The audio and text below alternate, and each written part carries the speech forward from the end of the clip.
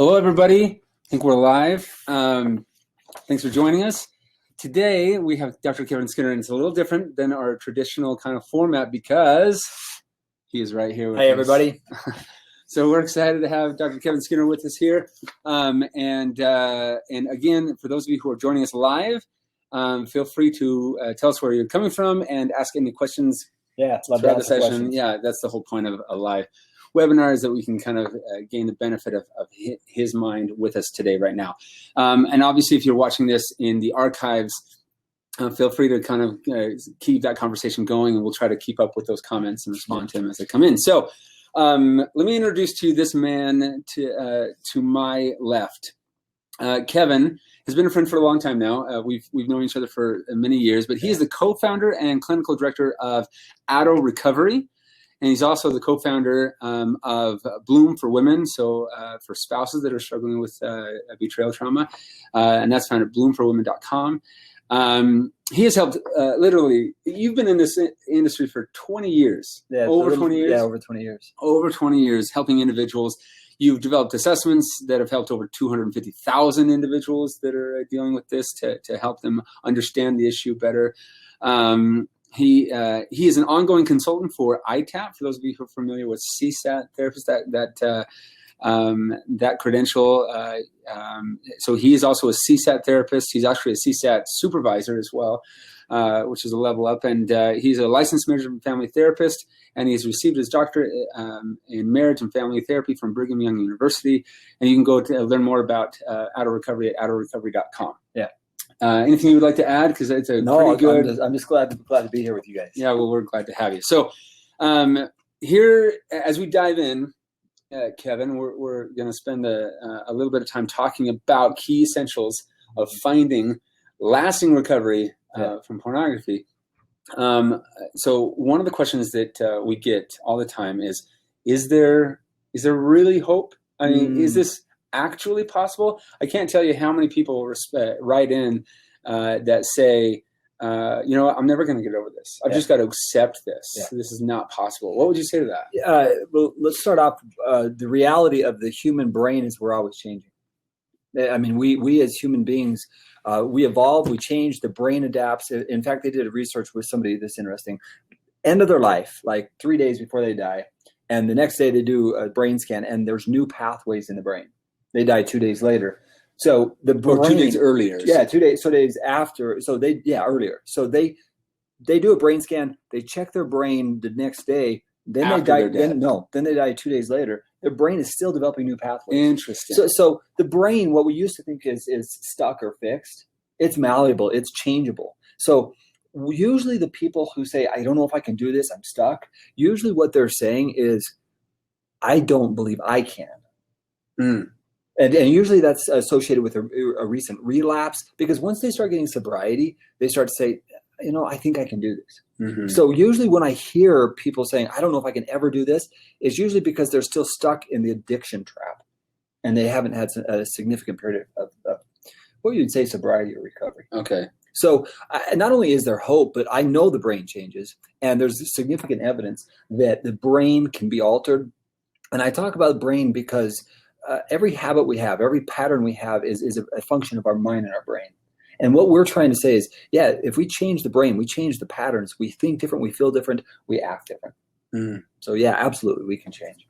That's beautiful. And I think that I love how you kind of broke it down to say, when people say that they can't change, they're saying that they don't believe they have the willpower, they have the or the drive or whatever it is. They don't feel like they're capable, but physiologically speaking, biologically speaking, scientifically speaking, people can change. And if you look at addiction research, most people actually overcome addictions. Interesting. I mean, that's just the absolute fact. You can read on it, drugs, alcohol, most people overcome their addictions. And then our society doesn't talk about that part. Interesting. So we change, we evolve, we adapt. And what I find is most people don't succeed because they don't have the tools. They don't have enough structure. They don't have enough understanding. So they're trying, maybe I tried this, or I tried that, I tried this, and they're bite-sizing it. Really, if you put it all together, it's like an orchestra. It's beautiful. But if you take one piece of it and say, I'm going to play this piece, that sounds out of tune. because you're just trying one thing. But as it all comes together, but it's a beautiful it symphony. creates this beautiful symphony absolutely. that really evokes change. Yeah. Okay, interesting. That's powerful. I want to ask you also, like, this is all about key essentials, and I know that we're going to be diving into this throughout, but I mean, one question would be, what are some key essentials to overcoming this? We've kind of just touched on one. Yeah. So let me start off. When I wrote my book, Treating Pornography Addiction, The Essential Tools for Recovery, I was really just learning. I mean, I was taking what I was experiencing with my clients, what was working, what wasn't working, and I just put it in there. Right? I mean, but it's a very foundational book to get started. And what I put in there still is applicable today, but I would say tools aren't enough anymore. Right? It's not just having a tool. The question is do I have enough self-awareness to how I got here? Right? If you look at most people in pornography addiction, it might be the tip of the iceberg, but underneath that iceberg, they have so many other challenges, right? Relationship challenges. They might have ADHD, some mental health challenges, depression, anxiety, other addictions in their family. And so what most people don't really contemplate is, how did I get into this? How did I get here?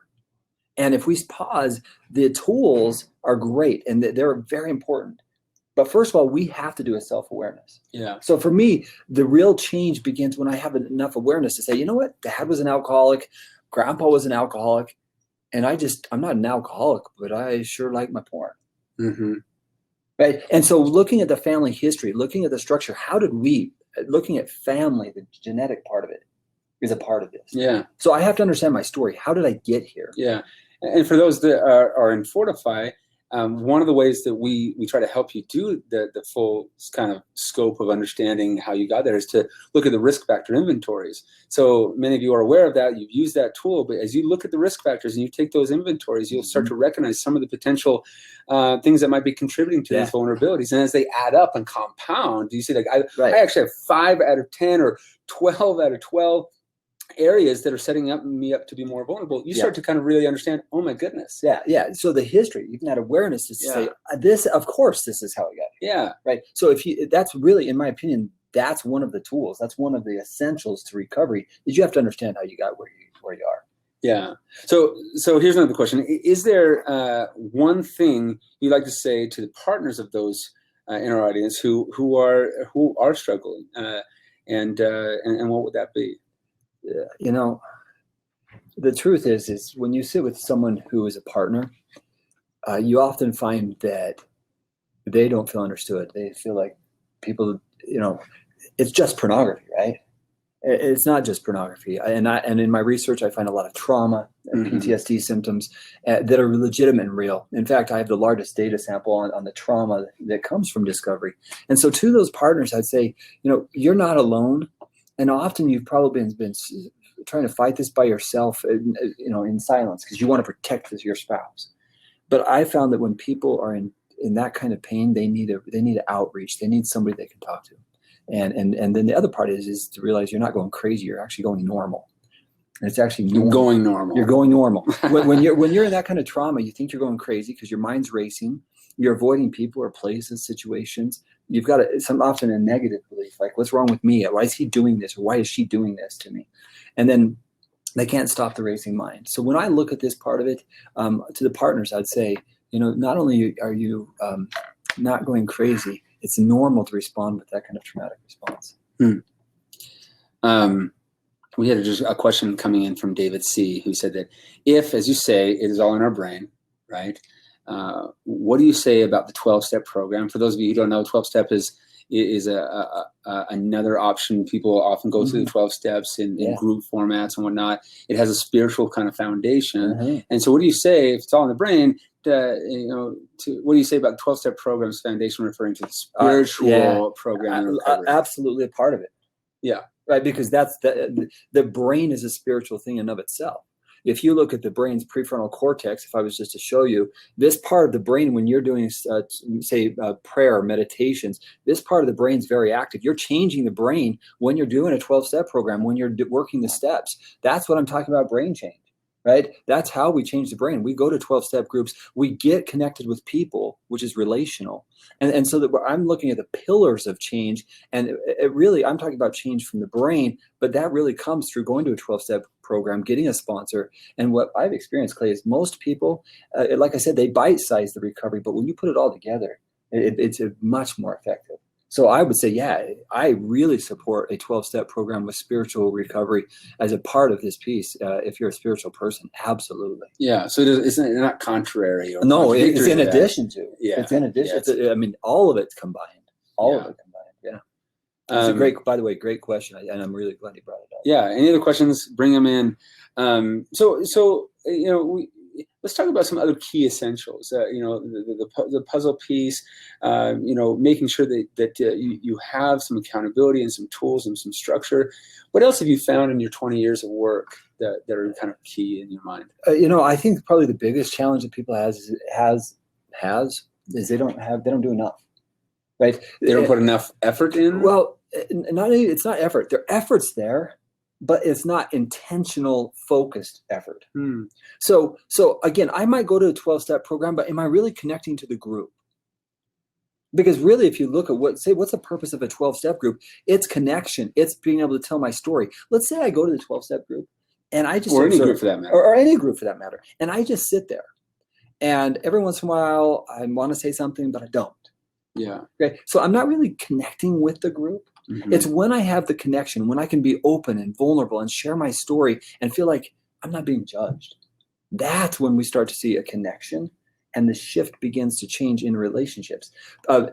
In what we look at is a community involvement of connection. Mm. And if you have a connection, your likelihood of success goes up exponentially. As opposed to isolation. Isolation is absolutely the most damaging. Yeah. Right. We published an article with BYU on loneliness and pornography use. And the two going back and forth. Do we look at pornography because we're lonely, or are we lonely and so we look at pornography? Either way, what we know is that if you're frequently looking at pornography, your likelihood of depression, anxiety, stress increases, life satisfaction goes down. Mm-hmm. Right. And so, yeah, we want to counter that. And again, that's a tool, is human connection. So you can't overstate the value of connection. If you're out there and you're trying to do this on your own, kind of like, hey, I better get this fixed before I have to talk to somebody, before I talk to my partner or spouse, before I open up to my parents, I'm going to get this figured out first, and then say to them with a solved issue. Right. That doesn't work. No, and primarily because when we fly solo, and that's what I refer to here. Solo. When you're flying solo, our brains are not designed for isolation. They are not designed for isolation. We are relational. Mm. And if you take one of the core things related with pornography addiction, it's shame. Mm-hmm. And shame is relational. Mm-hmm. If you listen to language, I'm not worthy of love. Nobody would like me. That's the lie. Shame, if it's not resolved, then we get stuck. We are trapped. And so what I tell my clients and when I'm working with them is we're going to deal with the shame. If you don't deal with the shame, then that underlying belief is I'm not acceptable in this relationship. Married people won't connect as deeply as they could with their spouse. And if they're single, then their perception is nobody would want this me. Right? And so we have to deal with the shame. So how do you deal with the shame? Because I think that it's kind of this unwanted byproduct, whether it's cultural, whether it's self-inflicted, whatever it is, whether they're assuming or perceiving judgment from others, and kind of it's causing a lot of shame.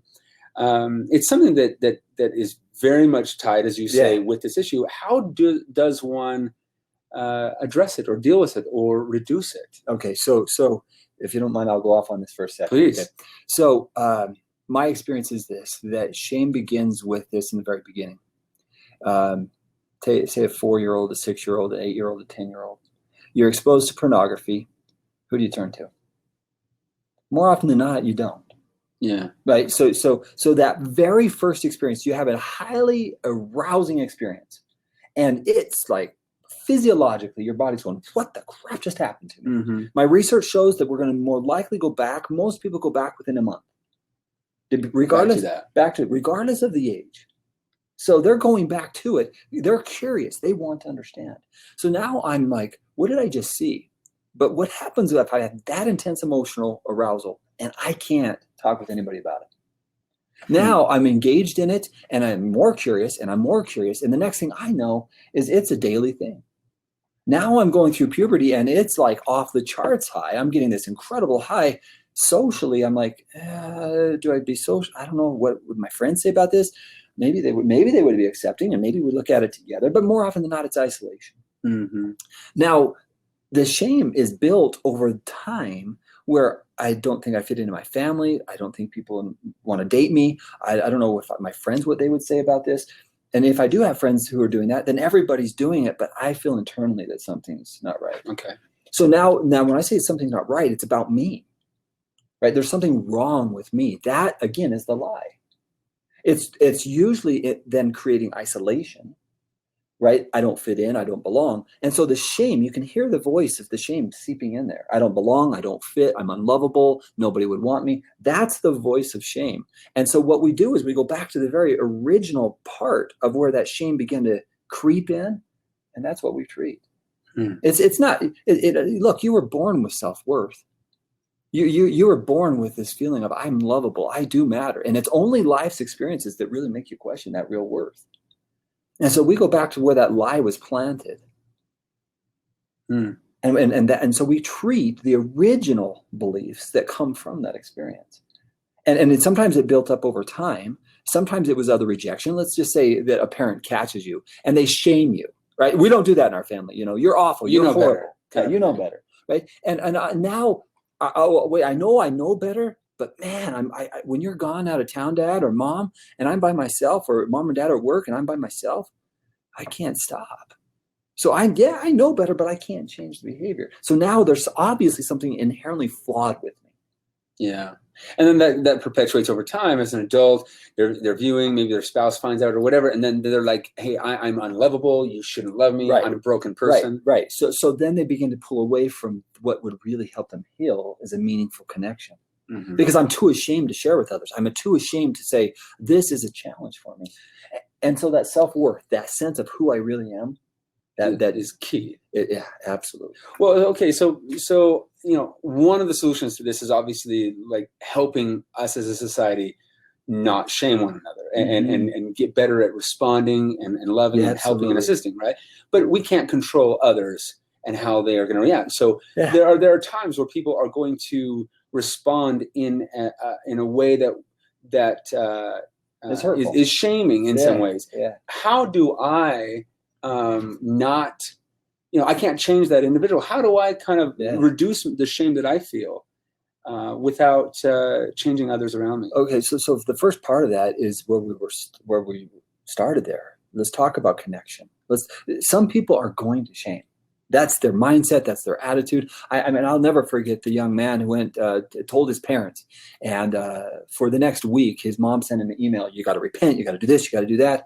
And that response just shut him down, right? I mean, if anything, he needed validation. You know what? You can do this, son. I'm here. You can talk to me. But because we haven't known how to respond to it, I mean, if you think about it, Clay, we're a generation into internet pornography. Yes. Right. We're now a generation into it, 20, 25 years as a generation. And we are still struggling. How do we respond to it? And so we do have people who are ashamed. That's why if you go to a 12-step group or you go to a group of people who can help you be accountable and they support you and they understand your story and you understand their story. Now I'm a part of something and people who aren't shaming me. So you have to have a counter to that. Otherwise, you think everybody's thinking the same thing. The moment you go into a group or even on here, if they're chatting with somebody, they realize they're not alone. Yes. I'm not alone. And to me, that's absolutely essential. You have to confront the lies, which are nobody's going to accept me or they're going to judge me. Yes. So obviously we all have worth. Now, some people would want to categorize the issue of pornography as it's actually the actual issue that we're dealing with is shame. Pornography is not actually a problem. Shame is the problem. If we can solve that, then nobody will. Pornography is not the issue. Yeah, I've talked with people with that argument, and if you sit in my office, and I'm going to assume that most of our listeners today, most people watching, they would tell you flat out, I don't like how I feel about myself when I'm doing it. Right. And aside from religion, aside from this, what we call a cultural thing, I mean, I have atheists who take my assessments who want to stop. I've had people all over the world take my assessments. This is not a religious issue. This is hands down. There's an instinctive part, and I can give you more biology on this if you want. Right? I mean, the reality is when I look at pornography at extensive levels, my dopamine-related testosterone increases. So what's happening is that increases my bonding hormones, vasopressin and oxytocin go down, and those are attachment hormones, right? I'm connecting. So if I'm looking at too much pornography, my desire for connection goes down. Yeah. So there's also a biological function. I mean, this is, again, that's not a religious issue. That's just a reality. Oh yeah, there's a lot of research. So we can stop and back up the truck here and say, I think most people don't feel like it's getting them what they want. It's empty. Well, and the repercussions of viewing it, regardless of your belief of it, right, have ramifications on your relationships and individuals. We want connections. We long for meaningful connections, and yet when we turn to the pornography, it's almost separates us from what we want the most. Yeah. So, in your book, and you've talked about wanting to rewrite that. Now, it's been how many years? About 12 years. About 12 years since you wrote that book. Yeah. And there's that book's wonderful. You can pick it up at any bookstore. It's on Amazon, yeah. Yeah. But in that book, you tell several different stories. And one of the stories that I wanted to point out was a young man who came in and he was viewing lots of porn. He was viewing porn multiple times a day. In class, yeah. And he said that he was sure he was done looking at porn because he had a girlfriend. Yeah. He's like, oh, okay, I'm done. Solved. A lot of people believe that I get married and I don't need this anymore. I can't tell you how often we hear that. And of course, as you told this individual, you said, yeah, you're not going to last 2 weeks. Yeah. You're going to be back to it. And he didn't believe you. Right. And the reason why he didn't is because we have this perception that once I'm in a relationship, that the temptations will go around, those cravings will be away. Right. But if you understood more about his history, if you're viewing pornography 3 to 5 times a week daily, you're creating a dopamine dependence. I mean, that's just one of the chemicals that your body's getting. And then you just walk away from it. Well, in a relationship, you're getting what we often refer to as a cocaine high. Mm-hmm. So when couples are in that engaged, that early excitement phase, they're getting a cascade of emotions, chemicals that are awesome. So they feel like, I got it. Yeah, I got it. I feel so good about this, until there's conflict or a separation or something distant. And he called me back a few weeks later. He said, okay, I'm ready to get to work. Yeah.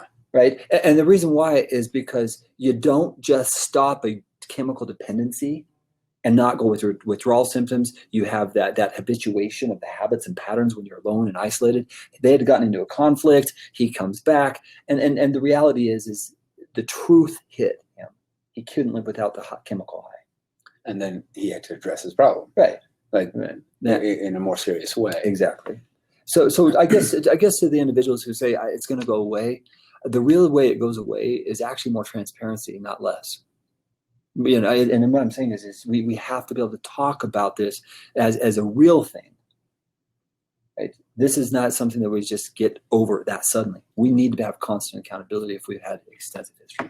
And Chris Honey said that stress from relationships increased his addiction, Mm-hmm. right? And that's very true. When you're trying to hide something, you have a secret, you know that it's in conflict with your personal kind of code as well as kind of the relationship code, that's going to create a lot of stress and push you further deep into that hole. Yeah. So Chris, I don't know if you're married or if you're single. I don't know if that relationship stress comes from your family or from others, but what I would suggest here is 2 things. I absolutely believe you're correct that having a stressful relationship increases your addiction because you feel a distance from it. So I don't know if that's in a marriage relationship, but let's just say, for example, it is in a marriage. Usually what occurs there is you don't know how to connect and your spouse doesn't know how to connect. And so it adds to the stress. So learning how to resolve that part is a big deal. Learning how to get over whatever the barriers are to intimacy in the relationship is one part of it. The other part of it is making sure that you have other meaningful connections, like a sponsor, like an accountability team, because again, those are relationships that can help support you. Now, let me say that there's one other caveat I need to add to that. If you have high anxiety, say social anxiety, one of the things that we know about social anxiety is that it can create more stress. So going to a 12-step group for somebody, or a group that with somebody with high anxiety, might not be the first step. You might need to get into some individual counseling to deal with the anxiety first. Yeah. So it looks like you are married, stressful from all sources. One of the things that I would suggest then is making sure, you're talking all sources, I would find a place that's safe to you. And in truth, it may be a grandparent, it may be a former friend, but that's what I would suggest, is reaching out to somebody who has been a support for you in the past. And he says denial was one of his best friends for a long time. And I think the fact that you're here, Chris, watching this, being a part of this, on Fortify, engaging in this, attempt in solving this issue in your life, is a huge step in the right direction. You're no longer kind of in that denial. You're recognizing that this is something you got to deal with. Yeah, and by the way, I would say I'm absolutely spot on. The fact that you're even aware that you were in denial is a huge, big step. Yes. So thanks, Chris, for being with us. Yeah, absolutely. So you talk about withdrawal effects. You just touched on that.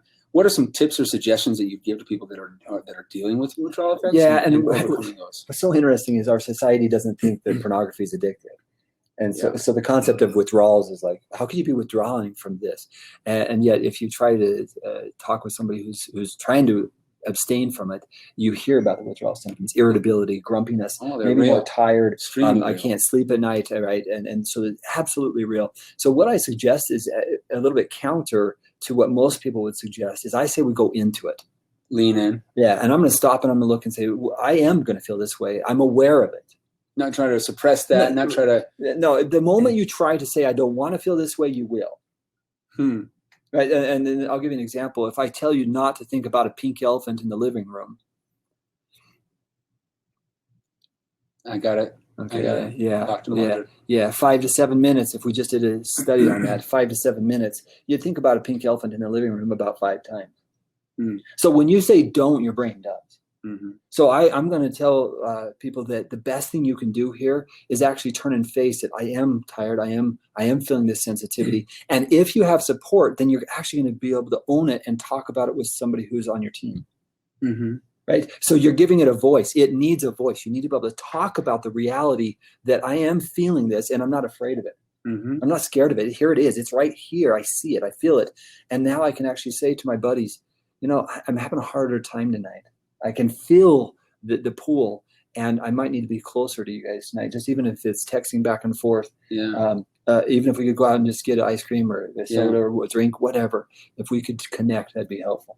And turning and facing the withdrawal effects is also a very common mindfulness practice, right? Yeah, absolutely. To turn and face not only withdrawal effects, but urges, challenges, feelings of discomfort. You turn and face it, and you kind of let it have its swell, and then it subsides. Yeah, right? And in fact, a great point. So really, what I was referring to earlier is a mindfulness step. But just to give you an example of that, there's significant research on mindfulness and addiction recovery, and I will tell you, hands down, a mindfulness exercise could be one of the better things that you could do to help with the urges and the cravings, the withdrawal symptoms. Scientifically proven. Yes. Yeah, and that's becoming more common knowledge among not only professionals but individuals. That meditation, that mindfulness, kind of grounding oneself and slowing down decision processes can really be valuable. Yeah. So we have somebody who just said, I'm going through withdrawal symptoms as we speak. So great tips. Let me just add one more for you. A short 3-minute breathing exercise, and I'm just going to tell real quick. If you want a tip, this is powerful. Take breathing in through your nose, a 4 to 6 second in. Hold it for a second, and then hard out 6 to 8 through your mouth, blowing through your mouth. Do that for 3 minutes. Notice your withdrawals beforehand. Do that for 3 minutes, and let me know how it goes. Right? So that's a quick way to. Well, yeah. For some people, it can really 3 minutes, 3 times a day helped alcoholics and drug addicts, so the relapses went down. That's a scientifically proven strategy for being mindful, and it's just a simple focusing on your breathing. In for 4 to 6 count, hold it for a second, out 6 to 8, do that for 3 minutes. They gave them pagers. 3 minutes, 3 times a day. 3 minutes, 3 times a day. They gave drug addicts, alcoholics, a pager when it went off. That was their assignment. They did that 3 times a day, and the relapses went down significantly. Now, I want you to explain to everyone listening, why does that work? Okay, so which is fascinating. All right, so if I was to go back to the brain, that's how it works. Okay, so we have our limbic system, and then in our brain we have what's called, this is the limbic system. It's in the middle of the brain. It's our emotional center. Yeah. And the emotional center is the one that has our sex drive, our appetites, our passions, our anger. It's all right here. So on top of that, it's about a 6-layered sheath called our cortex. And then the tip of the brain is our prefrontal cortex. When we meditate, when we pray, this one's really active.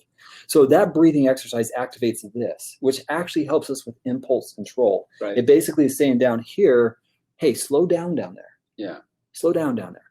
And so if we look at it, that's about the size of the brain right there, half of it. And what we're trying to do is we're trying to get the amygdala slowed down, the prefrontal cortex, the wiring increased, so we have more impulse control. Right. That's just the scientific explanation. It slows down that process for you to kind of take control of rather than being kind of swept away in the current. Right. You can kind of take control and say, is this really what I want? Is this helping me move toward my larger goals, my life vision? And we talked a lot about this within Fortify. It's just peppered throughout this idea of like anchoring ourselves to that inner desire of what we really want and helping that. So thank you for bringing that up. That's a great tip, a great tool. Use it.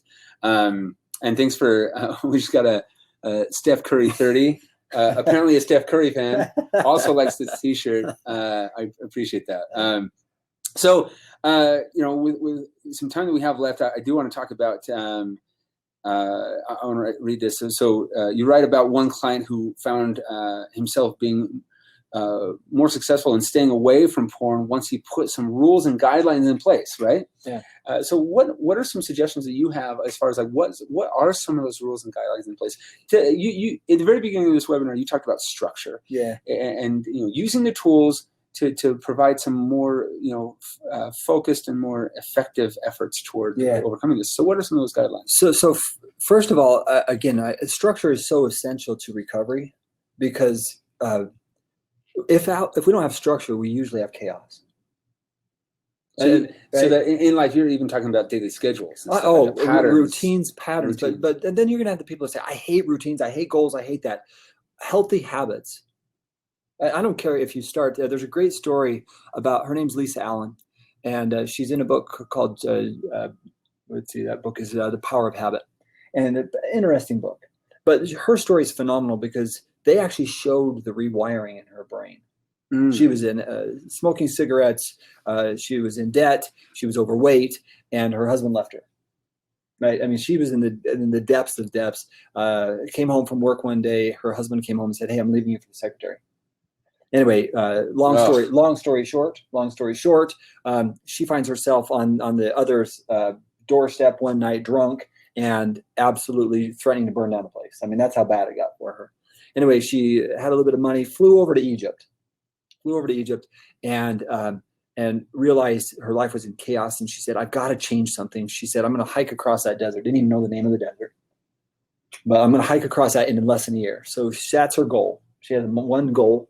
And she said, in order to do that, I've got to give up my cigarette smoking. In order to do that, I'm going to start running.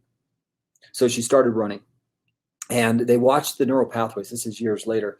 And they could show her food, and those areas they highlight, but they're actually being squashed out. Literally, they can see the brain squashing out those impulses. Interesting. Absolutely fascinating. So they can see that. So visually. Yeah. So you can see the change. That's why I'm saying we can change. And anyone who says otherwise doesn't have the awareness yet of what these things can do. Small things. So let's just say, for example, for her case, she started running. The running changed her weight, how she ate, her clothes. She felt more confident. She got a job. And within a very short period of time, she had a home, found a husband, and literally had a brand new job, out of debt. Yeah. And again, they watched her brain change through this process. So what I would say to everybody is structure, a simple habit. I don't care if it's as simple as making your bed in the morning. Yeah, every morning. There's studies on that. There's absolute studies on that. And interestingly enough, it takes about 66 days. 66 days to create a new habit. And there's research on why it's 66 days, right? If you look at the habits that these individuals develop, just try one for 66 days. I don't care if it's writing in a journal, jogging, walking, bike riding. It doesn't have to do with this struggle. Just any habit that you don't currently have that is positive, try it. Yeah. Because what you're doing is you're putting something positive into your life. That's, I mean, absolutely something positive, which again, it's addiction or something else. You can't take out the addiction and not put something else in. You have to put something in the bucket to help you overcome it. Right? So again, a simple habit, a simple thing. Like for me, for example, if you ask me on any given day, I'll tell you how many steps I've taken. Today I've taken, today I've taken 8,035 steps. Every day I'm going to take 11,000 steps no matter what. Right? And the reason why I do that is my family has heart problems. And I'm more prone to have a stroke or a heart attack. So knowing that, I read a study that Japanese smokers live longer than American smokers. Why is that? Because they walk 10,000 steps every day. Nah. Right? I don't smoke, but I can tell you that if I walk 11,000 steps, my cholesterol is going to be lower, my blood pressure is going to be better, and I'm less likely to have a heart attack or stroke. Simple habits. Simple habits. There's a book, another book about habits that talk about Keystone Habits. Have you ever heard of that? That's a book. Yeah. So Keystone Habits that discuss kind of like, if you can kind of like, nail this, there's certain habits that as you develop them, they have a rippling effect throughout your entire life that improve your capacity and strengthen you to do. So for instance, one of the examples given was making the bed. It's a seemingly insignificant habit. It's something that does not impact, how I perform at work or, what my relationship is like, or how I'm doing with my struggle with pornography. However, what they found is that as individuals kind of look at these keystone habits, and they can be different for different people, but those keystone habits can greatly increase your capacity. They bleed out into the other parts of your life. Yeah. In fact, in another study, they found that somebody who had a habit of, say, running, they're more likely to be leaders in a business. Really? Yeah. There's just a reality. If we turn our attention to positive things, we're so used to shaming, getting stuck in looking at the dog crap. Right? That we stop and we don't look around and say, freak, that's a beautiful hill or mountain or tree and at the beach. And we're stopped looking at the beauty around us. And my concern is that when we focus so much on the crap, that we stop seeing the beauty. Yeah. And so I suggest to everybody, let's look up, let's find the beauty around us and engage in something that's positive. That one simple thing is structure. Structuring healthy, positive habits. So we're not always looking at the dog crap. Yeah. There's a quote by Dan Millman that's one of my favorite quotes. Is the secret of change is to focus all of your energy not on fighting the old, but on building the new, right? I love it. And that is so you are kind of summarizing that quote so powerfully in what you're discussing right now, because it's like, look, we're trying to solve this, and we're not going to do it by just focusing exclusively on this, which is why Fortify takes a more holistic approach, which is why you're suggesting, like, look, we need to look at the larger aspects of our life. And if we can look at improving all aspects of our life or key aspects of our life, this will kind of naturally start to dissolve away. Yeah, because our brain needs novelty. Right? Yeah. That's why people look at the same pornographic images, looking for something novel, to the point where they get numbed. But when you're living life with new experiences that are positive, novelty is a good thing. Reading a good book, right? Enjoying a good hike. Those are natural antidepressants, social well-being, connecting with people, all of these things. The more you do them, it's what we call recovery capital, right? Recovery capital is a brilliant concept that they use in the drug and alcohol literature. Yes. And there's core categories. The more capital you have, the more likely you are to succeed. And so what I walk with my clients and I say, let's take this assessment on recovery capital. Let's look at it and see how you're doing. And more often than not, they're scoring so low, they don't have the capital. We build the capital, we develop recovery habits. They're more likely to succeed. That's changing the brain. I love it. I definitely wanted to get to this question, and that is, what are some common mistakes that people make in trying to overcome pornography? What are some, people, like you say, they grind, but sometimes they're just making the same mistakes that you see over 20 years of your career. Yeah.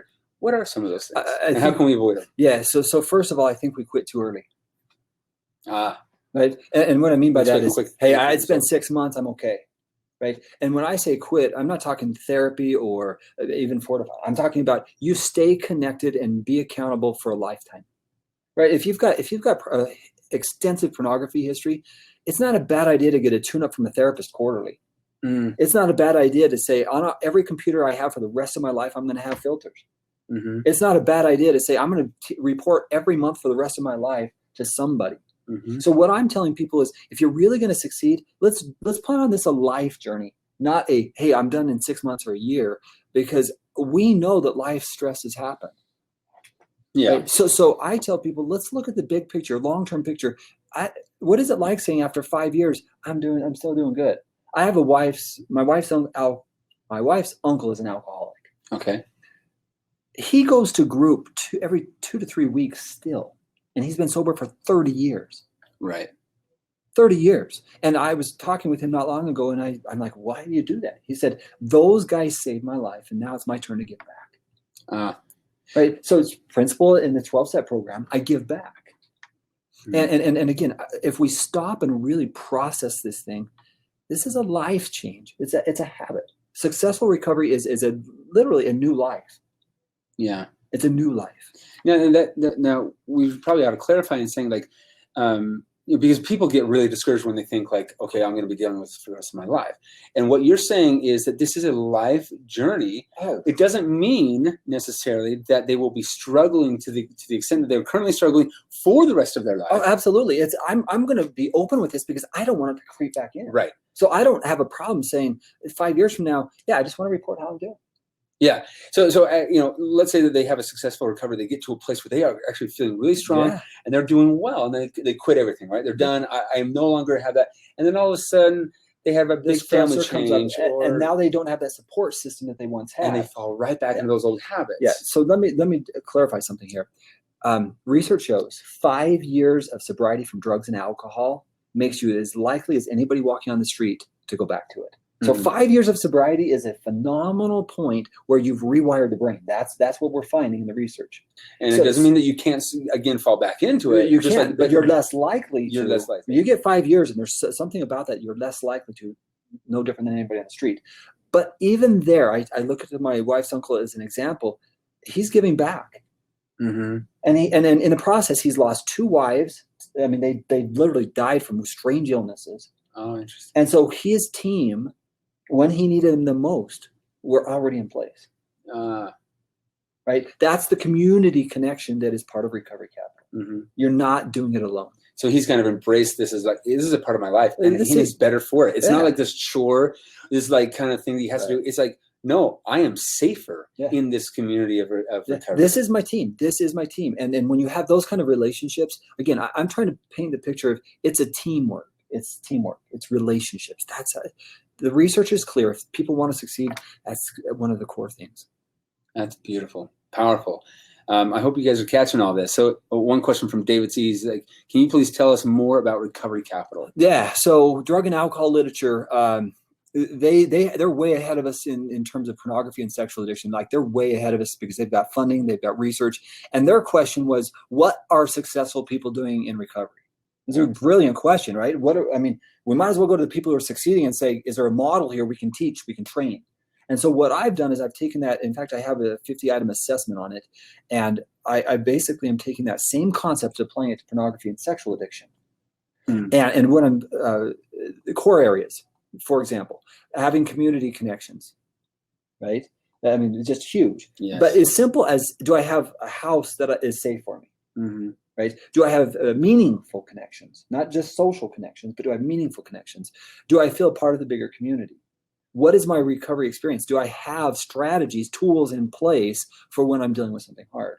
So those are examples of Recovery Capital. There's 10 core categories. And if you want, I could write an article for you guys about what those are. I mean, whatever. But the point of Recovery Capital is you want to have as much capital as possible rather than just bite-sizing. I'm going to try this, I'm going to try this, I'm going to try that. You want as much as possible. Awesome. I hope that answers your question. And then we have one other one that came in that says that what are some other ways that I can calm down during the day? Whether that's from anxiety or just kind of stress. Yeah. So we've talked about the breathing and the mindfulness. Yes. I hope you caught that. Right. So we've talked about that. The other thing that I would suggest, and this is just a simple one, if you have meaningful relationships, even something as simple as a hug. That might sound a little bit strange, or just holding somebody's hand. What's happening there is you're getting a version of vasopressin and oxytocin, which is actually going to help calm you down. It's built in trust. So that's just one of the things. If you're not in a committed relationship, guys, we do this all the time on the sports. We bump each other with elbows. I'm talking social connection. It's one of the core things to do.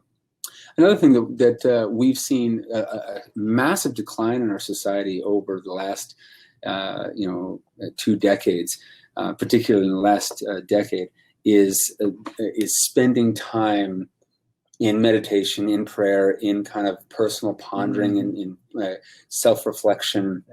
Yeah.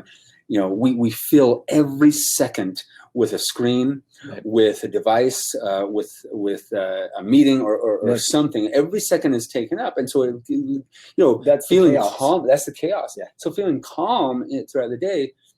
Sometimes I have employees that will literally throughout the day, at times, will remove themselves from the situation, go into a place, either kneel down and meditate, or something like go on a walk, something that kind of like resets. If you could go, for example, for a hike, right? Just as an example, leave the digital stuff home, go for a hike, and just be with nature.